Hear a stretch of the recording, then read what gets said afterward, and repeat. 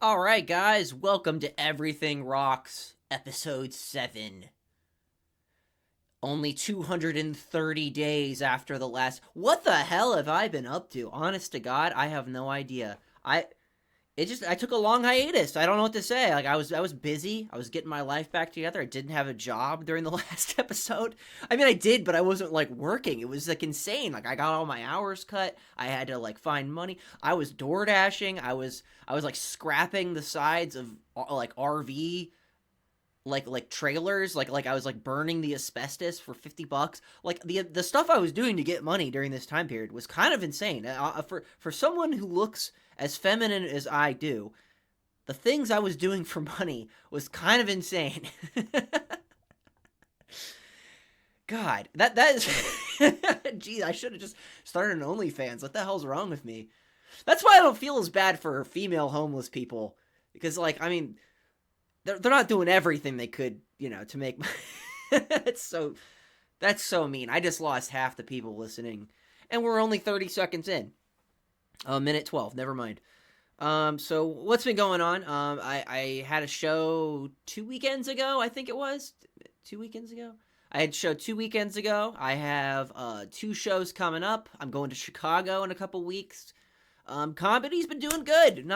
Not the best. I'm not like fucking famous or anything like that. I'm not meeting Matt Rife and Tom Segura and Bill Burr. But we're on the path. We're on the path. I'm starting to meet people. I'm not really, but I'm starting to meet local Columbus comedians. That's cool. There are people that I know now that I didn't think knew my name, and that's pretty cool. This is if you're new to the podcast, I am a new Columbus comedian. I'm about 2 years in. I have been doing comedy for it's about 2 years. I just said that. I don't know why I repeated myself, but we're gonna keep on going. The thing is I just like the way I want to have this podcast as a sort of a little time capsule, if you will, if I ever do make it. So it'll be really fucking stupid if I like become like a garbage man or something, and I look back. I'll delete all of these so no one has them.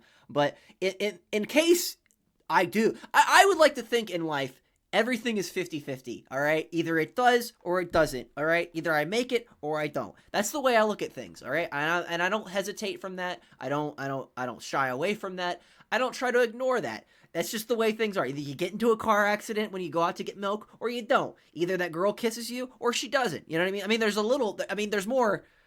If we're actually looking at like realistic statistics, there are a lot of things that can happen. You ask that girl, like, she might kiss you, or she might slap the shit out of you. You don't know. I mean, it's 2025 or what? Is it 2026 now? Jesus Christ, I am old. I hate myself.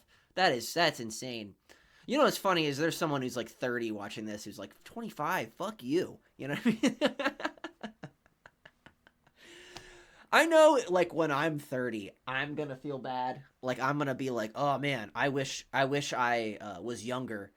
But I mean, who cares? Life goes on. You know what I mean? Like, is there anything wrong with being 30? No. Is there anything wrong with being 40? No. But it's not about it being wrong or it being bad. It's about the contrast. You know what I mean? Like an 8-year old is old to a fucking 4-year old. You know what I'm saying? It's not that an 8-year old is a grizzled vet or something like that. That far from it. But the fact that it's got like a 4 years, like a 4-year old, like 8 years is incomprehensible to a 4-year old. You know what I mean? That's double their lifespan. A week is like a year to a 4-year old. You know what I mean? So like, and life gets shorter the longer you live it. Like, god dang, like weeks fly by, especially when you're working, man. Like when you're, I swear to God, every morning I wake up and I'm like, I don't want to go to work.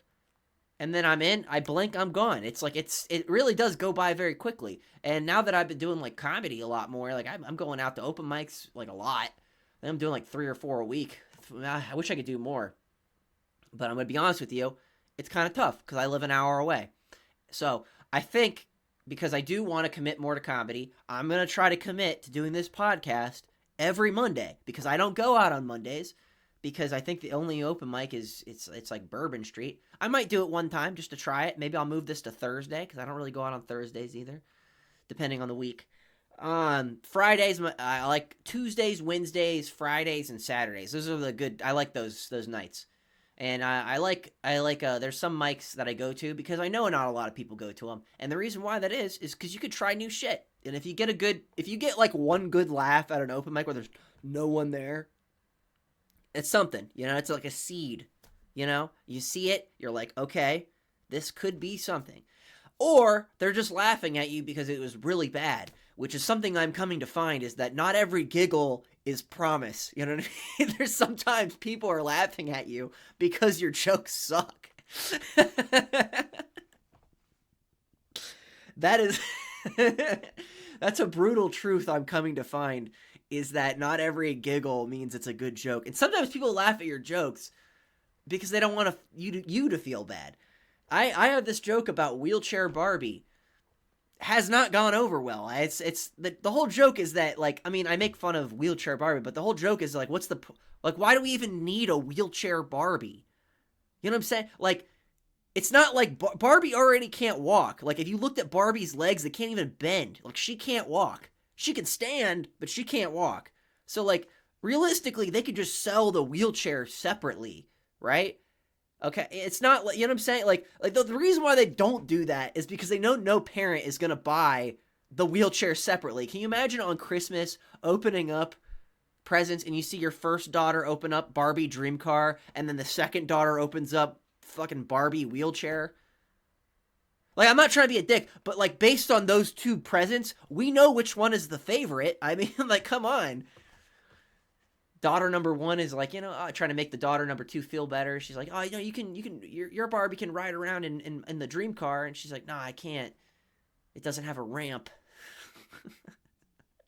That's not a good joke. I'm working on it. But I think it's funny because it's kind of true. The only reason wheelchair Barbie exists is because they know no one will. Like, that's like if they sold like Barbie on crutches. Like, you know what I mean? Like, no one's going to buy a Barbie in a fucking cast. You know what I mean? Like, that's just stupid.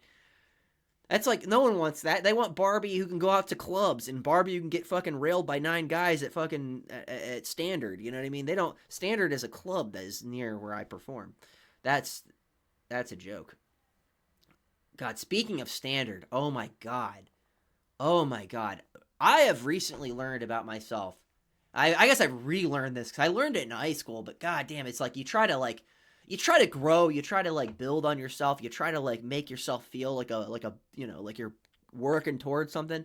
I don't think I'll ever be comfortable in large groups of people. I've always been weird. I've always like stood by myself, and I think I'm okay with it. Like, I'm just never. That's not my battlefield. I've never been the kind of guy who's going to convince a woman to like make out with me in public. That's not going to happen. I've never been able to do that. I'm not going to be able to do that. But you know what I've discovered about myself? There is a power in knowing what you're not good at. And that is what I'm not good at. So we went to, it was after a show, we went to Standard, which is this big club. And I'm hanging out with my 3 friends. My one friend who is like, he's on a roll. He's been making out with girls left and right. Good for him. My other friend never made out with anybody. And then my other friend, I don't think he's in the market. I don't know. But so we're all at this bar. We're all kind of shit-faced. And I'm watching my one friend who has been on a roll talk to girls. He doesn't care. He has no shame. He'll talk to anybody. If they shoot him down, it just goes on to the next one. He doesn't give a shit. You know what I mean?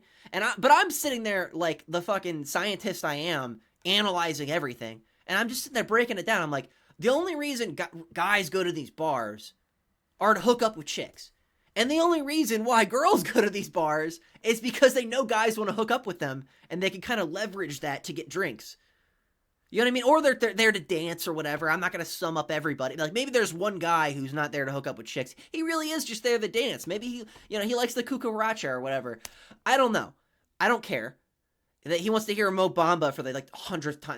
That's such a dated song. God, I'm like really showing fucking, what's that one song? Trap Star? Yeah, he listens to that and he dances to that. I don't know modern songs. I listen to old music, and no, not Fleetwood Mac. Every time I say I listen to old music, the first thing someone hits me with, they go, "Oh, you mean like Fleetwood Mac?" No, I don't mean like Fleetwood Mac, you fucking hipster. Jesus. It's like, I don't know. I'm not gonna elaborate. I like old music. Screw you guys. I don't know. I don't have any shame about it. That's who I am. I've always liked old music. I grew up with old music. I listen to old music now. I have no shame about it. I don't care. But But we're at Standard. I'm analyzing the situation. I'm like, fuck it, I'm leaving. So I just kind of like, I like backed up and just kind of left. Like I just kind of disappeared.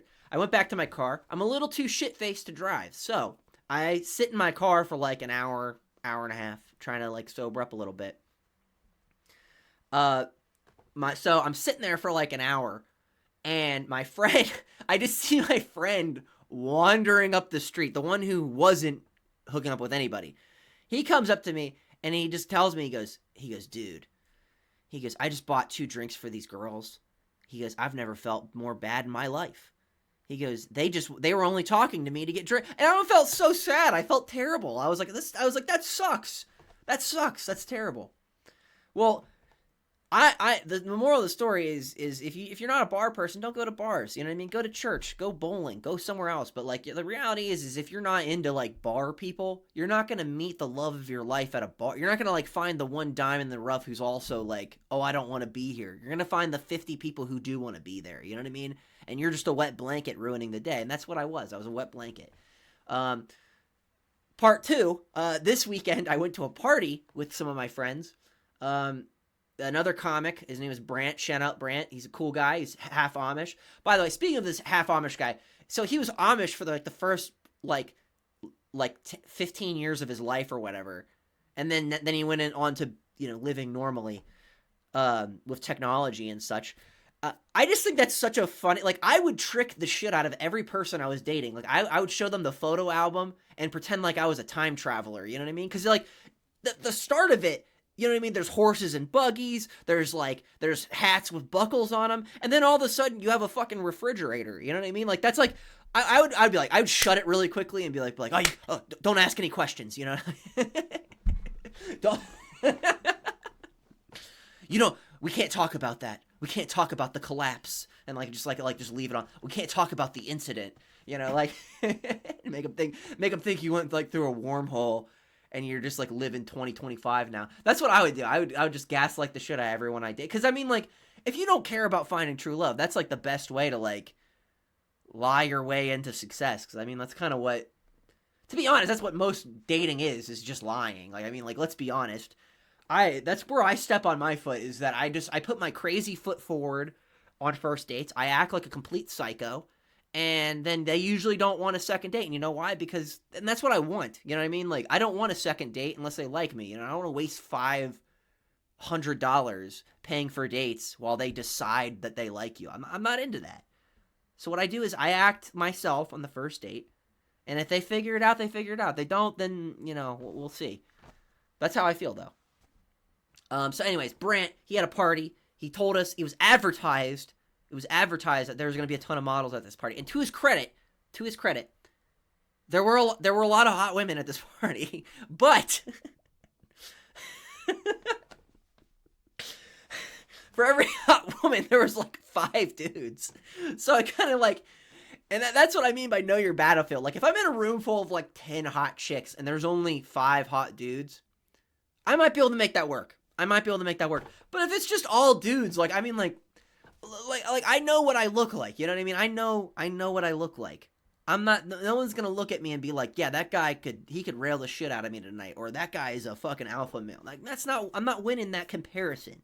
You know what I'm saying? So I guess what I am saying is that was also a bust. So then we went there. Then we went to this bar called the Go-Go, right? And we go in there and this room, okay.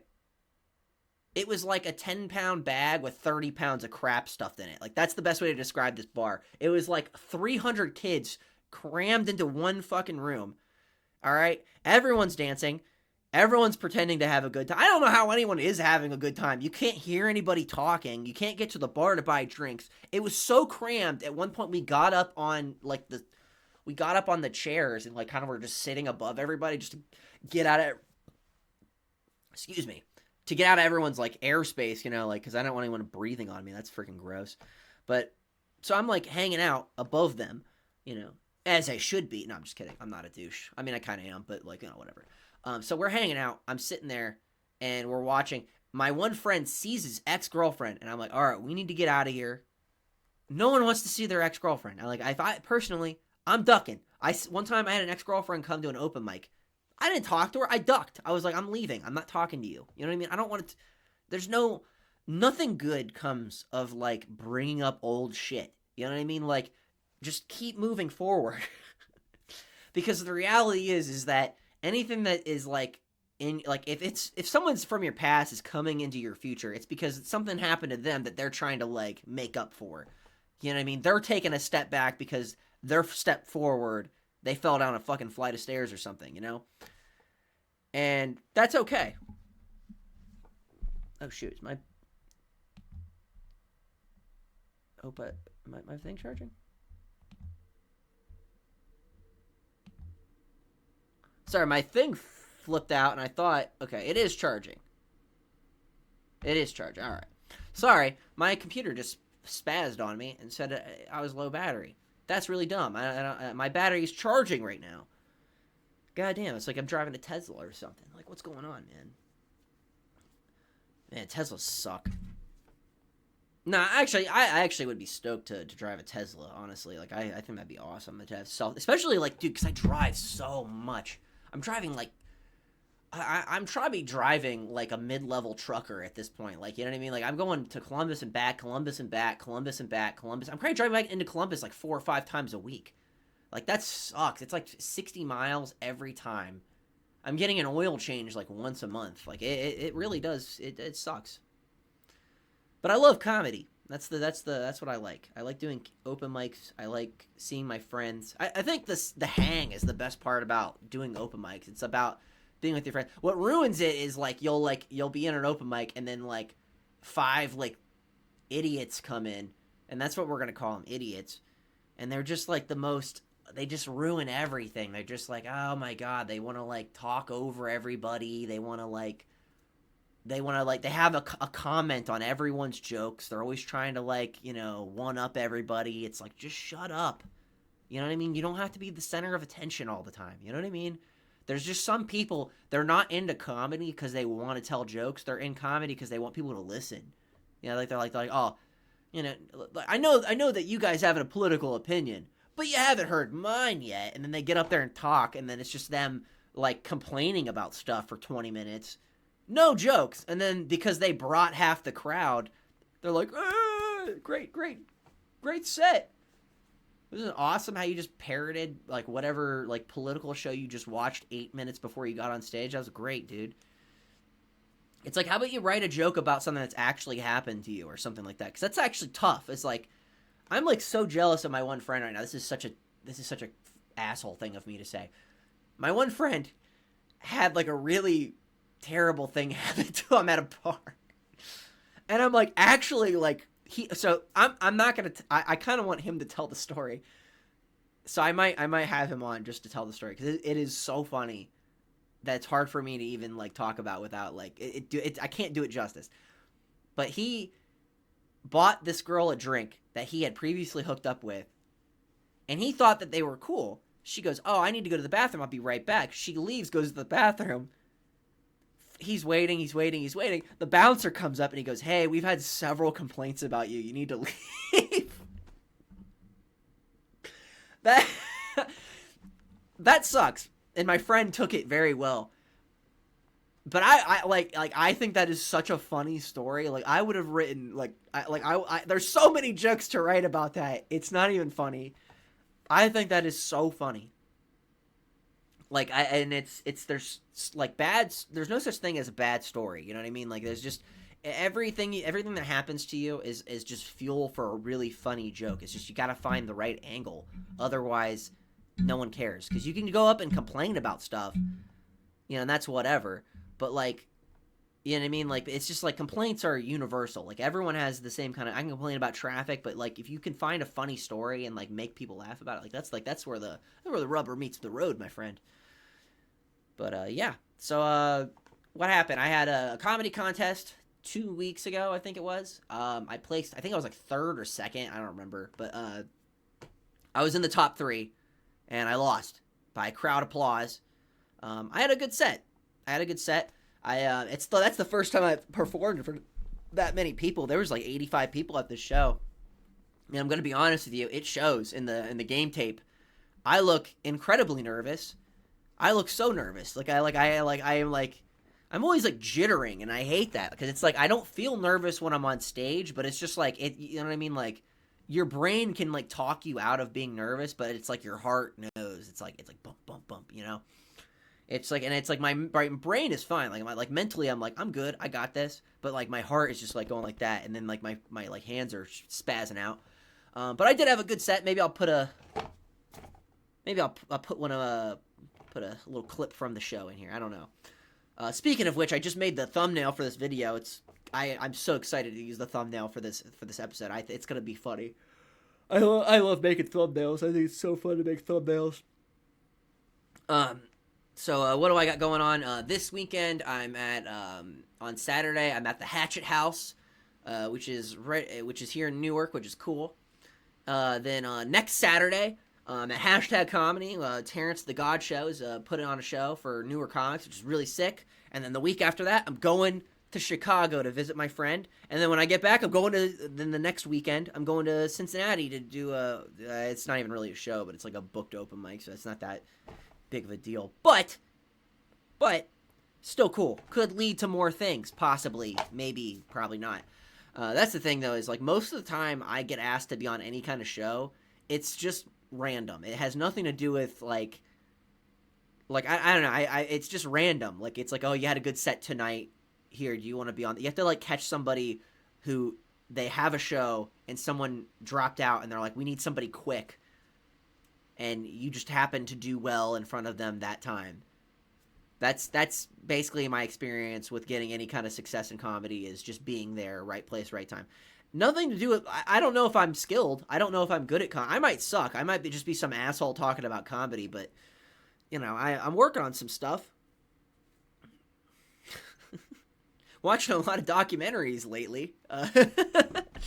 Watched like 15 documentaries. I watched one. I'm going to talk about like in descending order, because like the ones that I remember watching, I'll probably have more to say about. But I watched one today called the Tinder Swindler. No, the Tinder Swindler. Is it the Tinder Swindler or is it the Tinder Swindler? I think it's the Tinder Swindler. I don't care. It's about this guy. He is like a millionaire or a billionaire or whatever, and he goes in on dates with these chicks. They're not very attractive. They're very like average looking women, and he goes on a date with them. He is pretty good looking. He's rich. He flaunts his wealth. They immediately fall for him. Then he dates him for like a month, and then like a month in, he goes, "Hey, some guys are going after me overseas. I need your credit cards because they're tracking my credit card information." And then they're like, "Okay, cool." I got to tell you, I feel bad for these women, except one of them. There's only the first girl, because they do there's three women that get scammed in this documentary. The first woman I felt terrible for, because she was actually in love with this dude. She was like, I could tell she probably hadn't been on a date in a while. It's been a minute. She thought she finally found the right person. He was rich. He was good looking. He was caring, sensitive, whatever. He texted her good morning every day. Everything. You know what I mean? But the second woman, I was so happy that she got robbed. I didn't like her. Because the first thing she said, she was like, the only reason this bugs me is because she was like critiquing this dude's appearance.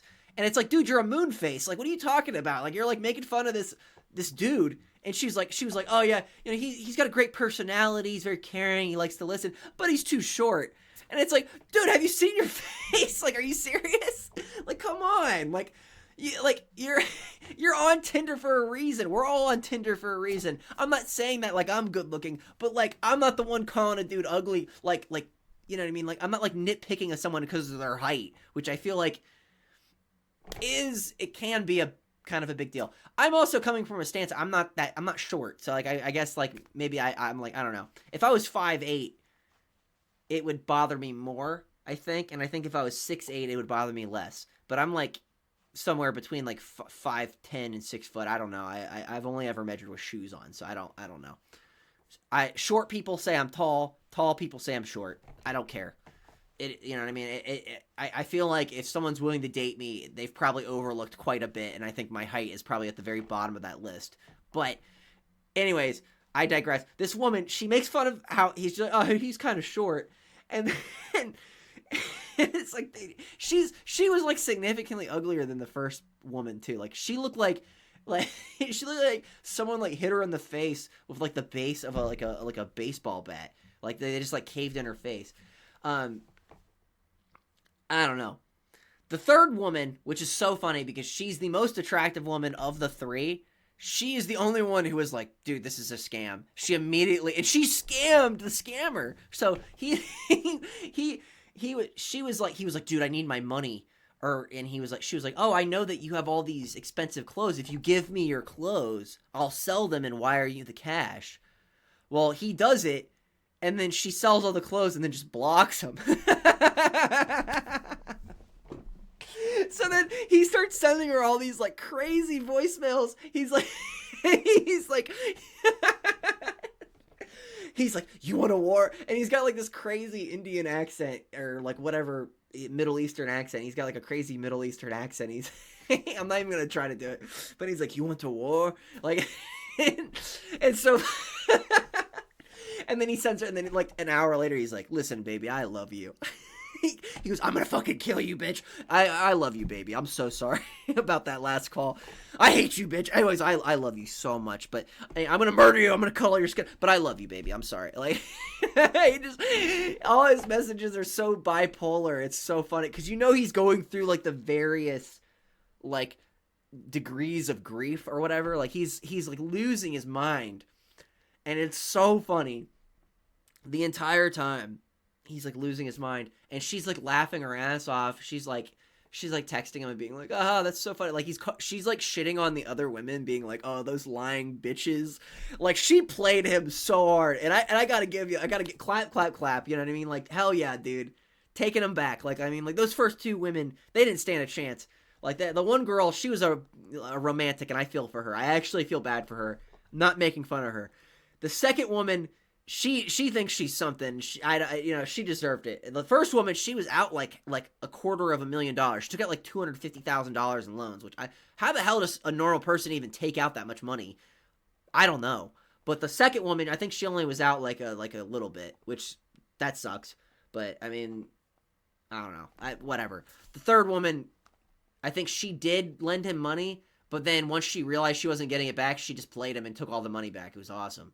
So she's the real winner in this documentary. And then I guess all three of the women became friends, which is just like, women become friends in like such odd like, you know what I mean? Like men will make friends at like the DMV. Like you'll talk to the guy like right next to you for like 25 minutes and you'll never talk to him again. But like if two women are in that same scenario, they'll be best friends for years. Like I will die for that woman. Like guys aren't like that. We're like, we can compartmentalize relationships. You know, like, oh, this guy's great. You're like at Target or something, and you see a dude, you have a conversation with him, you leave, and you never talk to him again. But, like, girls, they're like, oh, yeah, we gotta be friends. We gotta be buddies, you know? I don't know. I really do envy that about the female mind, is you guys make friends, like, so much easier. I think it's because you guys secretly hate each other, so it's, like, a lot easier to, like, pretend to be friendly. Like, guys are like, I know I don't like this guy, so, but, like, I'll pretend for 10 minutes and then never pretend again. That's kind of how men work, I think. I don't know. Maybe I'm not a man. I can't even exist at a fucking bar, so I don't know. Maybe I'm an idiot. Second documentary I listened to at work when I should have been doing my job was called 3 Mile Island. It was the 3 Mile Island. If you don't know, there is a nuclear power plant in like Harrisburg, Pennsylvania. I think that's where it was. And it was this island. They made a big power plant, big nuclear power plant. The thing like had a critical meltdown because they were running it like a McDonald's or something. Like they were really skimping on the safety procedures. Someone didn't put up a wet floor sign, and I don't know. It just all went to shit. They had Homer Simpson running the power room or something. I don't know, but the whole thing goes up in flames. The government tries to hide it, and it was so funny because the guy they had who was like the guy who ran the company of the power plant. He was such an asshole the entire time. He was like, I didn't know about that. Like, they're like, the one dude, he was the whistleblower. He like told on the company because of them skimping on power procedure safety procedures. He told on them because he was in the Navy. He ran a military sub, and I guess he really learned how to like respect like nuclear power or something. Like, he's a really good guy. He talked kind of funny because he had like a heavy Southern accent, and I'm not gonna lie, I don't know how smart this guy was. He was a nuclear physicist, but not by degree. He was a nuclear physicist by the Army, which I don't know. I don't know. Maybe they're better, but the way he described it was, you are gonna get a $20,000 degree shoved up your ass 10 cents at a time. That's the way he described it. He himself, he was a very nice guy. He's a very good man. Intelligent. Actually, I'm not even taking it. This guy was smart because at one point after he blew the whistle on the company, they tried to plant weed in his car. All right. He woke up. He was getting ready to go to work. He goes out to his truck. Truck doesn't start. So he gets into his toolbox to get his like pliers. I think they pulled the spark plugs out or something. He sees a big bag of weed and he was like, "This is not my weed." So he he throws the shit in the bathroom and flushes it down the toilet.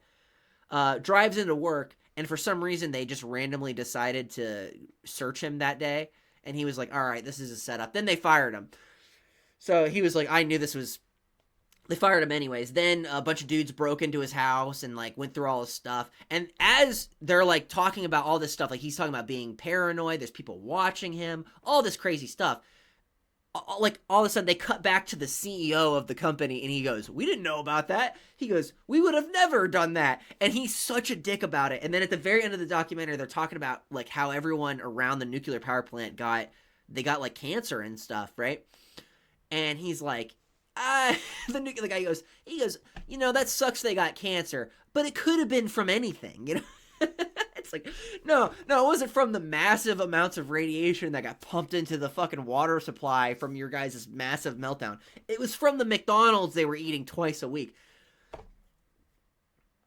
In his defense, though, there was one woman in the documentary, if she was going to McDonald's, it was probably more like 3 times a day, not 3 times a week. Like she was a bit on the heavy side. And, if she had cancer, she did have cancer, it might have been caused by something else. It might have been the preservatives and the Big Macs she was munching on. Same with the other guy. The other guy was like, "I had lymph node cancer." The whistleblower guy, he was like, "Oh, I had lymph node cancer." And then he goes, "Yeah, I smoke." It's like, well, there you go. That's what caused it, probably.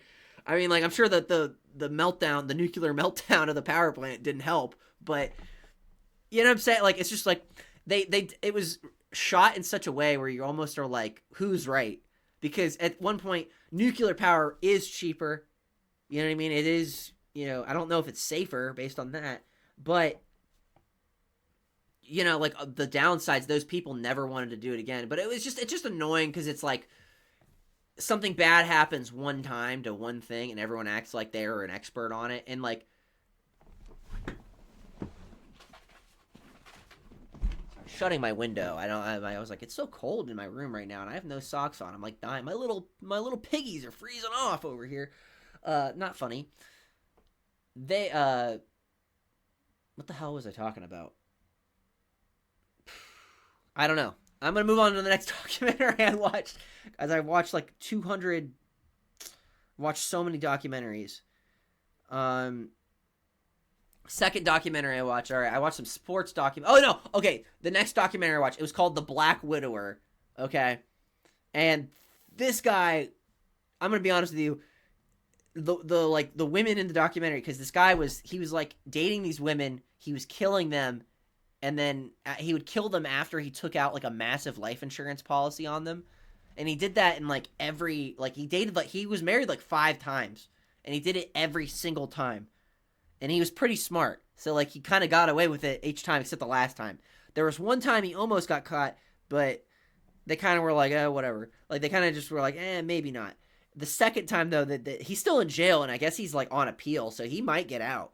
Like there's a chance he might get out because the way he went to jail, it is a little weird because they brought up the other case, which you're not allowed to do. Like I guess you can't bring up shit from another case to judge someone on a current case. You know what I mean? Like that's like if I ran a red light, right, in one case and they gave me a ticket for it, and then on the next one I didn't run the red light, so I disputed it. And they're like, well, you ran the red light the first time. That's why they don't do that, right? It's just like, it's just, you know what I mean? Because it's like, if I'm like, oh, this guy's prone to running red lights, then the jury is going to be like, oh, this guy's prone to red. Of course he did it. You know what I mean? Like, it influences the jury. That's a little shade. But this guy straight up was a scumbag. Like, he would marry these women, take out all these loans, and then he'd kill them. And I'm gonna be honest with you, this guy was so charismatic. I almost believed him. Like, he was that charismatic. The guy in the Tinder swindler, the Tinder swindler documentary or whatever, he wasn't very charismatic. He was just good looking. That was his thing. He was good looking. He was not charismatic. He was very corny. He was kind of a douchebag. He wore rich things. He played on women's greed. All right. This other guy, all right, he was just like a full blown narcissist, but he just knew how to read people. And like, he was ugly. He was like this ugly guy. He looked like he was so ugly. This guy was the ugliest guy I've ever seen in my life. And the women he was dating were like drastically more attractive than him. It was he looked so ugly. His head looked like a pineapple. Like, it's like, he was so ugly. He was tricking these women and he killed them. And then like his daughter, like even his daughter believed him. That's how like good of a like actor this guy was. I felt a lot of sympathy for this family. Like, it was terrible. And this other guy, he like hired. So the way he got busted though is he befriended like a 19-year-old. And he was like, hey, you should kill my bitch wife. And he was like, okay. And then like right before he like kind of bailed on it, and he was like, hey, he called up the bitch wife and he was like, hey, your husband's gonna kill you because you're a bitch. And that's not how that happened. That's kind of how it happened. He told on him. They went to prison. Then he came back to testify, and then he never came back. And then I think the Black Widower got off. Like, he didn't get arrested. And then the guy went away, and he was like talking about how he was scared and stuff his entire life, and he was so worried and ooga booga. And it's like, okay, like, it's like, relax, man. Like, it's like, okay. The difference between that guy, because that guy did have a heart and he did, try to do the right thing. I feel like it was purely because he knew he was an accessory to a felony. All right, the guy in the 3 Mile Isle documentary, he straight up like, he wasn't allowed to work anymore after. Like, he had a great job. He had a job. He was making a lot of money, which is probably why his wife left him, to be honest. Because like when he whistleblowed, he lost his job, and then all of a sudden she didn't want to be with him anymore. It was probably about money. Usually it's about money. It's a sad life we live in, but terrible. But he actually risked something. The other guy, he just, you know what I mean? He didn't risk anything. He just didn't want to go to jail. You know what I mean? He's a wuss. That guy was a wuss. I didn't like that guy. I give that documentary a 7 out of 10. All right. It was pretty interesting. I got a kick out of that documentary because it was pretty interesting. I watched the Night Stalker documentary. That was pretty cool. I think we all know who the Night Stalker. The only thing that baffled me was like, in the Night Stalker documentary, at the very end, they show like all these women were like sending naked pictures to the Night Stalker. I feel like a lot of these documentaries have like, they're not very good promotions for women, because like they're just like, yeah, they did this and then they did that. So not very. To be fair, I'm not watching the right documentary. I also watched the Arming Hammer documentary, and that guy, he makes all men look bad. He looks like a freaking moron. I think the worst thing about this guy is he drives around a truck, even though he's not. He's an actor. It's like, dude, you're an actor. Drive a car. You're driving a truck. What is that truck around to haul around your whips and chains? You freak. What's wrong with you? He's driving a truck around just to feel like a big man. It's like you're fucking loaded. You're driving a truck. What's wrong? Like, what a freaking idiot. I hate how trucks are like a symbol, you know? Anywho, at the end of the Night Stalker documentary, all these women were like sending naked pictures to the Night Stalker because he was hot. And I think that's like the most realistic thing, because I'm also into unstable women. Like so I kind of got that a little bit. There's something more attractive about someone who might kill you. Like, and you know what I mean? As men, we also have that moment. Like, we all thought Casey Anthony was hot, when she killed her daughter, I mean, that didn't have anything to do with her looks. That was more because she didn't have kids anymore, but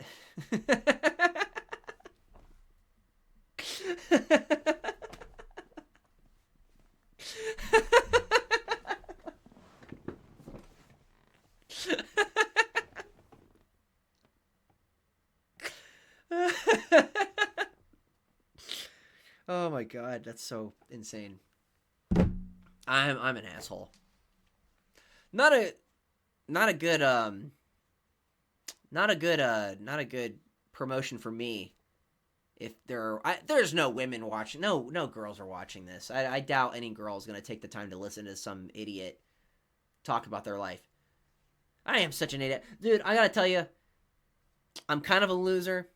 I don't have a lot of money right now, but I am the luckiest guy alive. I feel so lucky that I get to be in the position I am right now. I get to do comedy. I have a job. I might not have a lot of money, but I'm saving up. You know what I mean? Like I'm working on some stuff, and I'm so happy. Like how many like for years? You have no idea. For years, I wanted to do comedy. I wanted to go up on stage. I wanted to make people laugh, and I just couldn't do it. I was like, what if they don't like me? What if they don't like me? What if they don't like me? And then all of a sudden, I just nutted up and shut up, and now I'm on stage, and now it's like I get to live this life that I've always wanted to do. And even if I never go anywhere with it, I'm still just so happy that I get to do it like on a regular basis. I just feel so blessed. I feel so happy. I might be a loser, but I am the luckiest loser that has ever lived. And realistically, like, there's not a lot you're gonna say to me that's gonna ruin my week. I'm so happy. I'm so excited to be on the show next week. This weekend, I'm performing. I'm opening for one Xavier G. Dunson, a guy who runs at a local open mic in the scene. The show's getting put on by Dustin. Dustin Richardson. He's a guy. He's a Newark guy. He runs shows all over Newark, and he put on Xavier, and I think that's really cool. It's like I think it's gonna be me, Sister Lou, Destin, and I think I said Xavier. There's another guy on there too. I think his name's Oliver, maybe. Hold on, let me look at the flyer.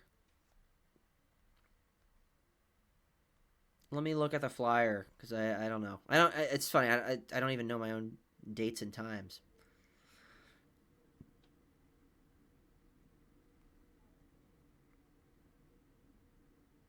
Dude, where is this? Oh, here it is. All right. Oh no, Ty Moore. All right, so it's gonna be it's yeah. So it's Xavier G. Dunson, Destin Richardson, Sister Lou, and Ty Moore. Ty Moore's the guy who runs the open mic tonight at Bourbon Street. He's a good guy, really funny guy. God, he has a really funny joke I really like, and I don't want to repeat it because I don't want to steal his joke, but it's really funny. Ty Moore had a joke that made me really laugh the other night. I've never seen him.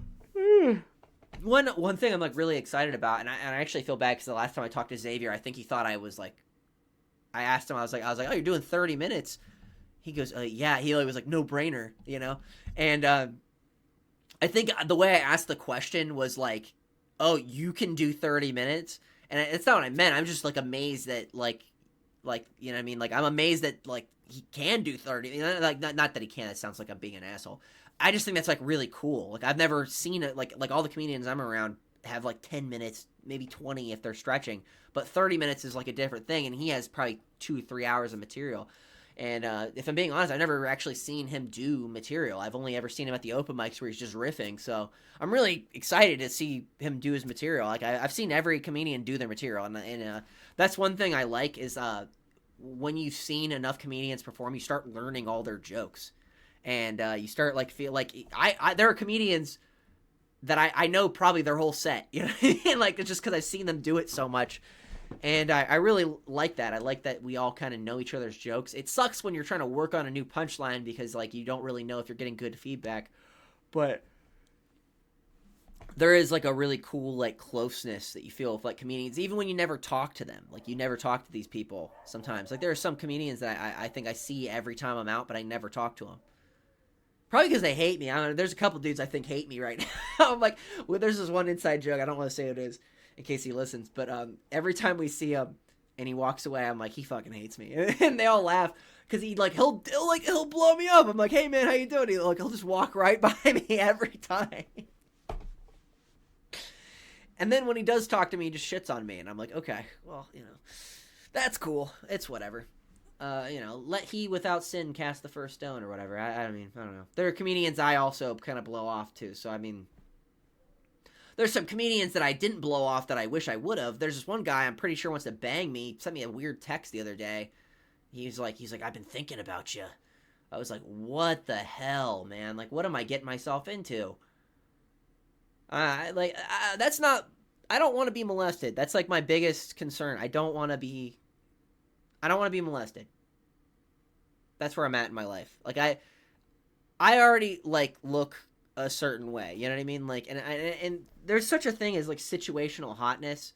You know what I mean? Like when I'm at a bar, that's a situation I'm not attractive in. You know what I mean? If I was 5 feet taller, if I was a little bit richer, if I was a little bit better looking, maybe. You know what I mean? At a bar, I'm not very attractive. You know where I would be attractive? Prison. I think I'd be very attractive in prison. I think they would love me there. I'd be very popular in prison. Not that I'd want to be, but I think I would. I'd end up being one of those guys who wears like red lipstick and shit. I like put Kool-Aid on my lips or whatever they do in there. Oh God, I don't even want to think about it. I don't even want to think about it. Dating's tough. I've been working on some stuff, you know. Not really. It's all relative. So I've been talking about documentaries. There's two documentaries I wanted to talk about. I seen one that made me laugh really freaking hard. Sorry, it made me really. It was about the Lake Placid Olympics when we beat the Russians at hockey. It was the Miracle. If you ever seen the movie Miracle, this is the documentary based off the team. And I gotta tell you, the movie is a lot better than the documentary. The documentary, when you see the realism in every okay, so the scene when they're running suicides and they run until they puke. That scene, the guy who is like the janitors like kicked them out. They're like, guys, you guys can't stay here. We want to go home. That's what happened in real life. That's what happened. I was like, all right, that's kind of lame. His speech before the game, kind of lame. It was very like, go out and get them, guys. You know what I mean? It wasn't like you know what I mean? Like the Russians, if we played them 10 times, they might beat us 9, but not tonight. Not this game. Tonight, you guys are the greatest hockey team that has ever lived. You know what I mean? Like, that is, like, such a... Like, I didn't even do it justice. Like, I probably just made it lame. But, like, the way he says it in the movie is fucking awesome. It's such a great scene. It's such a great... God, I want to put the clip in the movie, but I'll get fucking copyrighted. And I'm swearing like a freaking sailor, so that'll destroy it. But there was one guy they highlighted in the documentary. This is the part of the documentary that made me laugh the hardest. There was one guy, and I'm going to look up his name just so I have his name. It was...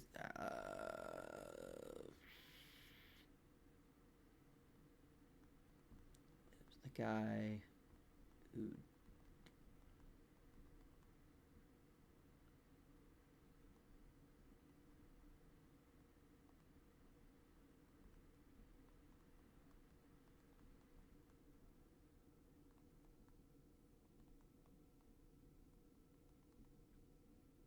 all right, hang on. ChatGPT, save me.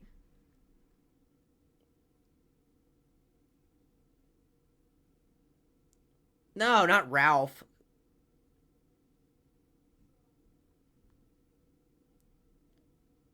He was the backup goalie and didn't get ice time during the tournament.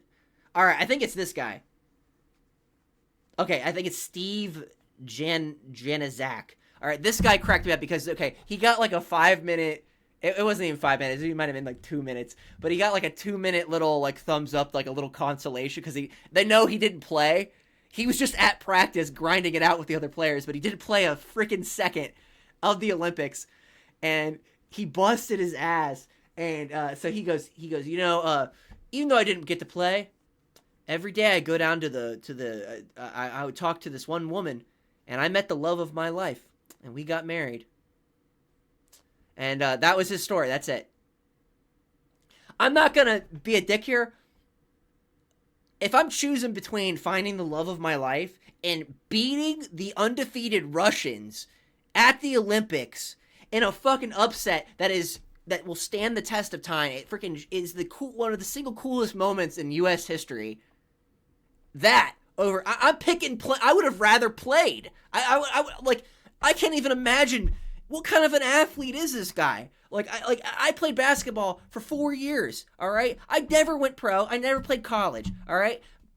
There's no fucking way in hell I would have chose meeting some chick. You can meet a girl anywhere. Are you serious? I can meet a girl. You can meet a girl at Baskin Robbins. You can meet a girl at Target. You can meet a girl online. You can meet women who aren't even women. It is literally, there's endless amount of options. But you're gonna like there's only one Olympics where we beat the Russians. And this guy, he's like, I know he's just saying it because his wife is watching, but it just like, I was like, dude, no, there's no way. I was so upset about that part of the documentary. Oh my god, dude. You know, his wife was like, you know, what's funny is his wife and him were probably fighting like right before. He probably like forgot to take his shoes off when he came in from mowing or something like that, and trekked grass into the house. And you know, his wife was like losing his shit right before he went out and recorded that little segment of the documentary. I feel like every time I'm in a relationship and I post a picture of somebody, like 10 minutes after I post it, we're in a fight. It's like the moment I advertise, look how happy we are, right into a fight. I feel like that's every time. So I guarantee you, this guy, he has like a document. I can't even imagine the fight that would necessitate a whole segment of a documentary. You know what I mean? Like my crummy Instagram post that gets 10 likes is not comparison to this amazing documentary that you all should watch. And coming around to my final point, and then I'll let you guys go because this has been an hour of me just rambling about nonsense. But I like to talk. Final documentary I really wanted to talk about is this documentary. It was called it's called Survive and Advance. It's about the NC State team. They're an underdog team in I think they were like the 70s. And this is like around the time when they introduced the 3-point. Like the 3-point line wasn't even used in half the games because it was only in certain tournaments. Like I think it was in the AC tournament. It was in the ACC tournament, not the. I can't remember. It was like there were dudes shooting 3-pointers, but they didn't count. Like basically, it was like that's how long ago this was. Like the 3-point line wasn't normalized yet. Like that's how long ago this was in terms of like basketball history. And the coach of the team, his name's Jimmy Valvano. One of the dude could have been a comedian. The guy is freaking hilarious. If you watch, you gotta watch some of the stuff he was saying in interviews. He would make jokes like he would literally like they would say stuff and he would like set up punchline. He was on point. He would have killed. If he was a comedian, he would have killed. Hands down, he would have murdered. He was so funny, and the people were like, they thought he was an asshole. The other coaches thought he was an asshole because he was like fun.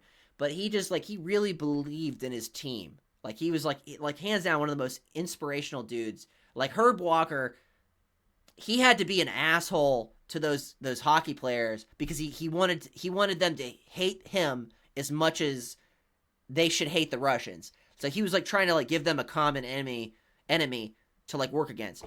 But Jimmy Valvano, he was like, no, dude, we're a team. We love each other. Like he so like the first practice of every game of the season, he takes them in and empty stadium. He has them cut down the nets, and he tells them to visualize what they do if they won a championship. He has them like celebrating in an empty room just to like get them in like these dudes are talking about him like he walks on water. Like he's like they love their coach, and it is so inspiring. And like the whole documentary is like. They don't tell you what happens to Jimmy V, I don't think, until the very end. But they have it cut, so like they show a little bit of what happened in the 80s before they won the tournament. And then they have it like cut with this, because after his stint as a coach, he became like a motivational speaker, and they have him doing this speech. It's a speech, it's called Cutting Down the Nets. If you ever get a chance to watch it, I think it's like a 20-minute speech. It's really good. And there's this really good segment where he's talking about his dad, and how his dad taught him, like, the greatest gift his dad ever gave him was the belief. Like, his dad always believed in him, and that's, like, the greatest gift you can give to somebody is if you believe in them on a regular basis and never take it away. That is, no one gives that to people. And, like, if you can give that to somebody, it's invaluable. Even if you can't give them money, time, or whatever, if you can believe in somebody, it's like, and that's, like, his whole philosophy, and it's so awesome. Such an awesome documentary. Now to the bad parts of the documentary, which is the one guy. I gotta look up. Hold on 1 second. I gotta look up.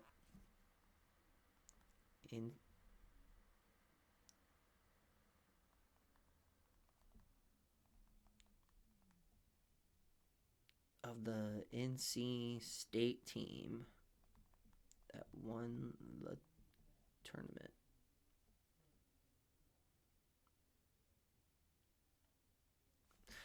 So,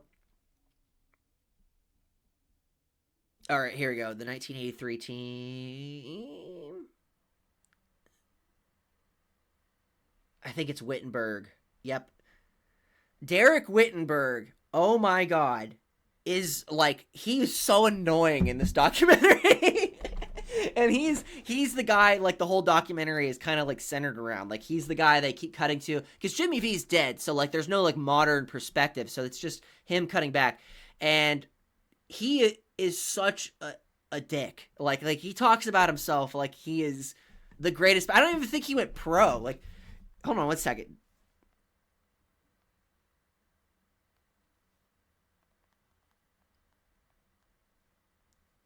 I don't even think he went pro. Oh, he did go pro. Okay, so he didn't go pro. He is talking shit this entire documentary. He shits on all the players. Oh, you suck. He makes fun of all these dudes. And every single time, so because in the end, the reason why the documentary is called Survive and Advance is because every single time that they were in the documentary, it was like a last second play. Someone shot a layup, it missed. They got the rebound, quick throw it up, and it went in. The last shot of the last game, the dude shot an air ball, and the dude caught the rebound and dunked it before it hit the ground. It was like 1 second left on the clock. All right, that was the whole like series, right? Almost every single bad shot that happened was Derek Wittenberg. He freaking was taking the worst. This dude was a ball hog. It was like there's like 40 seconds left on the clock. They're up by 2. He's shooting like fucking 40-foot bombs. It's like, hold the ball, you moron. What's wrong with you? He even missed the last shot. He's the guy who airballed the last shot. And he's Terry Gannon, who actually did make it to the NBA, actually was an all-star. He goes, you know, I was wide open, right? And he goes, not only was I not passing you the ball, he goes, I didn't even look your way. It's like, you should have. You airballed it. You suck. What are you talking about, dude? The worst Derek Wittenberg moment, though, is they play North Carolina, and if you don't know, Michael Jordan was on that team, all right? And Michael Jordan ate that guy's ass. He ate Derek Wittenberg up. He didn't score for shit in the first half of that game, and the only reason why Derek Wittenberg went off in the second half is because Michael Jordan fouled out. He got 2 quick ones early. They sat him for the whole first half, and then when he got into the game, he fouled out. So the only reason why they won the game is because Michael Jordan got into foul trouble. That's it. If that wouldn't have happened, they wouldn't have won. But he's talking shit. At one point during the documentary, he goes, I kicked Michael Jordan's ass. And it was like, dude, you're delusional. You're freaking crazy. It was sad. It really was sad. And they kind of brush over this in the documentary, but I guess there were some scandals. And I guess Jimmy V was accused of like helping some kids like graduate, like by, you know, giving them fake grades or something. And it turned out it was fake, but they like ruined his reputation, and it really sucked. And they really glossed over that. I wish that they would have talked more about it, because I honestly don't know a whole lot about it. I don't even know if it's fake. Could be real. Jimmy V might be a complete piece of crap. I have no idea, but I want to believe he's a good guy, because I really love the documentary. But it is so touching how these players, like, they're crying about this guy. Like, it's so sad. And Jimmy V, he gives one final speech at the ESPYs. He's like basically at the end of his rope. He knows he's gonna die. Like, he's got cancer. And when he first started his treatment, he had like all this. He's like, I'm gonna beat cancer. I got this, you know. But by the end of it, he was so like beaten down. He was like a beaten down man. And it's sad because like no one's ever seen him like that, being him so like helpless. And he gives his speech at the ESPYs, and he's like, you know, like, don't ever give up, you know. And if you ever get a chance, watch the speech. I won't do it justice, especially because I'm an asshole. So, but Jimmy V, hell of a guy. Everyone should watch that guy. He's a great dude. All time good coach. The documentary does try to say that he invented fouling at the end of games, because a very common basketball strategy if you're down by like 1 or 2 points at the end of the game and there's time, foul the other team, put them on the free throw line, and that way you can get more possessions. Because if you don't, then they're just going to hold the ball, right? And you don't really see that as much in the NBA because there's the shot clock, so you can kind of wait it out a little bit. But if you're down by like 5, you got to start fouling because then you can get more possessions. Especially if it's a bad free throw shooter. If you foul like a freaking, I mean, this doesn't even apply now because now big dudes can shoot. So like, but back then big guys couldn't shoot for squat. So you just foul crap out of the tall guy. He'll brick a couple free throws, and you come down and get another shot up. But the documentary tries to claim that he invented that strategy.